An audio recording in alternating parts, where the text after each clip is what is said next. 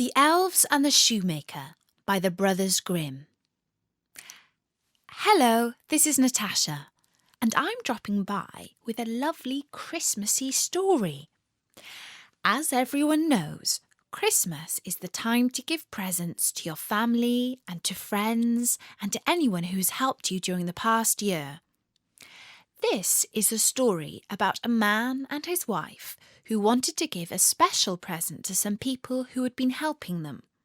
But the only thing was, they had no idea who it was who had been so kind to them.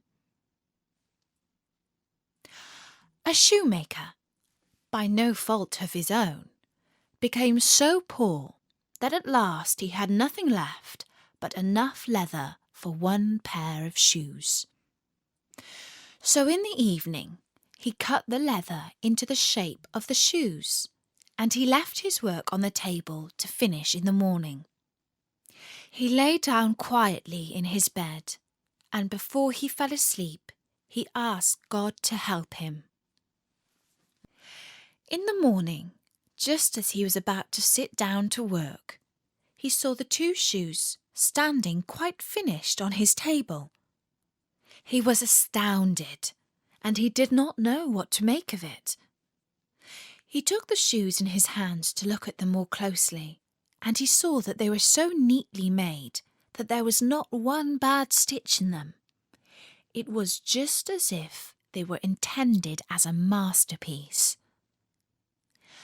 Soon after, a customer came into the shop, and as the shoes pleased him so very well, he paid more than the usual price.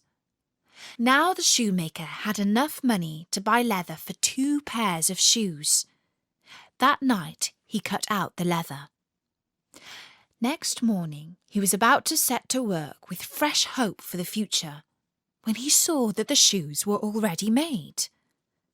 There was no shortage of customers who wanted the shoes. Who it is that lends us this helping hand? The woman liked the idea and lighted a candle, and then they hid themselves in a corner of the room, behind some clothes which were hanging up there, and watched. When it was midnight, 2 little elves came into the room, both without any clothes on, and sat down by the shoemaker's table. They took all the work which was cut out before them, and began to stitch and sew and hammer so skillfully and so quickly with their little fingers that the shoemaker could not turn away his eyes for astonishment. They did not stop until all was done, and stood finished on the table, and then they ran away quickly. The next morning the woman said, "The little men have made us rich, and we really must show that we are grateful for it. They run about so, and have nothing on, and must be cold. I'll tell you what I'll do. I will make them little shirts and coats and vests and trousers, and knit both of them a pair of stockings, and you can help too. Make them 2 little pairs of shoes." The man said, "I shall be very glad to do it."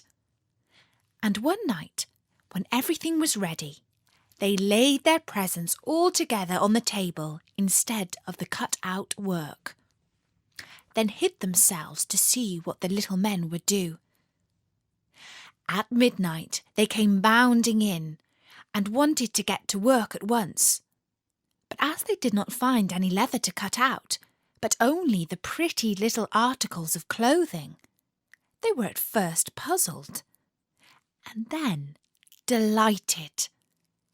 They dressed themselves very quickly, putting the pretty clothes on and singing, "Now we are boys so fine to see, why should we longer cobblers be?" Then they danced and skipped and leapt over chairs and benches. At last they danced out of the doors.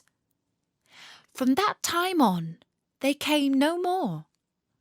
But as long as the shoemaker lived, all went well with him, and all his business prospered. And that was the story of the Elves and the Shoemaker by the Brothers Grimm.